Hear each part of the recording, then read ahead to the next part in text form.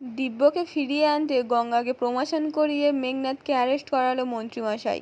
ধারাবাহিকে শুরুতেই দেখা যাচ্ছে কালচারাল প্রোগ্রামের শেষে তো গঙ্গার কপালে বন্দুক ধরে সকলকে বলছে আমাদের একটা ডিমান্ড আছে, পরে আমরা জানিয়ে দেবো, আমাদের ভালোভাবে যেতে দাও। অর্জুন তখন গুন্ডাগুলোকে বলছে ছেড়ে দে, ভালোর জন্য বলে দিচ্ছি কিন্তু। এই বলে তো গুন্ডাটার হাতে লাথি মেরে গুন্ডাটাকে ফেলে দিয়ে গঙ্গাকে সরিয়ে নেয়। ঠিক তখনই গুন্ডাগুলো উপালির হাতটা ধরে টেনে নিয়ে উপালির কপালে বন্দুক ধরে, আর সেই বাচ্চা ছেলেটা দিব্যরও টেনে নেয়। জেঠু তো তখন অর্জুনকে বলছে গুলি চালাবি না অর্জুন, এটা মনে হয় টেরারিস্ট অ্যাটাক। মেঘনাথ তো তখন অর্জুনকে বলছে শ্যুট করবি না, অনেক বডি পড়ে যাবে কিন্তু। অর্জুন তখন বলছে কিভাবে পালাবে, এই বলে তো গুন্ডাটাকে বলছে আশেপাশে তাকিয়ে দেখ কতগুলো বন্দুকের নল তোর দিকে তাক করে রয়েছে। এই বলে তো সমস্ত ফোর্সদের চারিদিক থেকে ঘিরে ফেলতে বলে। গুন্ডাটা তখন একজন পুলিশকে গুলি করে দেয়। চারিদিকে তো উত্তেজনা, দৌড়াদৌড়ি শুরু হয়ে গেছে। মন্ত্রীমশাই তো ওর ডিসি স্যারকে বলছে আপনার টিমের পাগলামি বন্ধ করতে বলুন, আমার নাতনি কিন্তু ওদের আন্ডারে আছে। ডিজি স্যার তখন অর্জুনকে বলছে ইমিডিয়েটলি বন্দুক নামাতে বন্ধ করুন, এখানে কোনো রকম আমরা রক্তপাত চাই না। গান ডাউন অর্জুন, আমার অর্ডার এটা। গুন্ডাটা তখন একটা উপরে গুলি করে অর্জুনকে বলছে গান নিচু করো, নাহলে কিন্তু খুব খারাপ হয়ে যাবে। অর্জুন তো তখন সকলকে গান নিচু করতে বলে। গুন্ডারা তখন উপালিকে নিয়ে পালাচ্ছিল। তখনই গঙ্গার সামনে দাঁড়িয়ে বলছে দাঁড়ান, বন্দুক তো আমার কপালে ঠেকিয়েছিলেন, আমাকে নিয়ে চলুন আর বাকি সবাইকে ছেড়ে দিন, বাচ্চাকে কেন বিপদে ফেলছেন। গুন্ডারা তখন গঙ্গাকে বলছে মজা করা হচ্ছে, সরে যাও। গঙ্গা তখন বলছে যদি না সরি। গুন্ডাটা তখন হাসতে একটা একটা শ্যুট করে দেয়। ঠিক তখনই সুনন্দা এসে গঙ্গাকে সরিয়ে নেয়। গুন্ডাগুলো তখন রূপালি আর বাচ্চা ছেলেটাকে নিয়ে ওখান থেকে চলে যায়। মেঘনাথ তো তখন মনে মনে বলছে একটু শান্তি হলো বাবা, এরপর অর্জুন চ্যাটার্জির কি হয় সেটা আমি নিজের চোখে দেখতে চাই। অনেক উড়েছে অর্জুন চ্যাটার্জি, এবার তুমি আর তোমার গঙ্গা মুখ থুবড়ে পড়বে। তখন তো অর্জুন, মিন্ময়, সুনন্দা সকলকে বলছি ইমিডিয়েটলি যাও কন্ট্রোল রুমে, কি হচ্ছে দেখো, ফোর্স রেডি করো যাও। এই বলে তো সকলে চলে যায়। আর অর্জুন তখন প্রবীরকে সেই পুলিশটার বডিটা সসম্মানে যাতে ফিরিয়ে নেওয়া যায় তার ব্যবস্থা করতে বলে। তারপর তো ডি স্যারকে গিয়ে বলছে স্যার আপনারা কিন্তু ঠিক করলেন না, আমাকে আটকে হতো একটা রক্তারক্তি, কিন্তু রূপালীকে তো নিয়ে যেতে পারতো না ওরা। ডিজি স্যার তখন বলছে তুমি কিভাবে বলছো, সকলের পরিবার এখানে ছিল, তুমি দেখোনি ওরা কিভাবে এলোপাতাড়ি গুলি চালাচ্ছিল।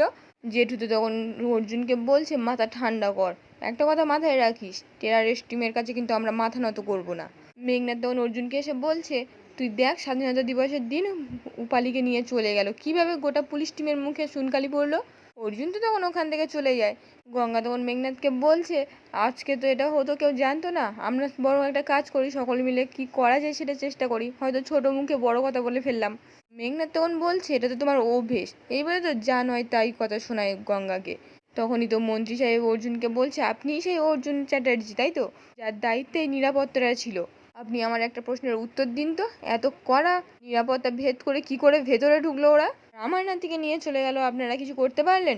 অর্জুন তখন বলছে স্যার প্লিজ, আপনার মনের অবস্থা কিন্তু ঠিক নেই, আর এখানে যা সিচুয়েশন তৈরি হয়েছে সেটা আমাদেরকে হ্যান্ডেল করতে হবে, প্লিজ স্যার।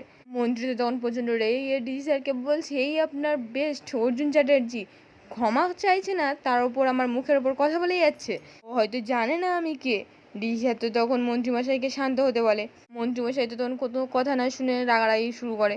সন্দীপন তখন বলছে আপনাদের চোখের সামনে দিয়ে যে মেয়েটিকে তুলে নিয়ে যাওয়া হলো সেটা কিন্তু আমাদের বাড়ির মেয়ে, ক্ষতি আমাদেরও হয়নি সেটা কিন্তু নয়, তবে একটু মাথা ঠান্ডা করুন, ওদের তো উদ্ধার করতে হবে। আমার মনে হয় মাথা ঠান্ডা করলে পরিস্থিতির মোকাবিলা করা যাবে। কিরে অর্জুন, তুই সেটাই বলতে চাইছিলিস তো।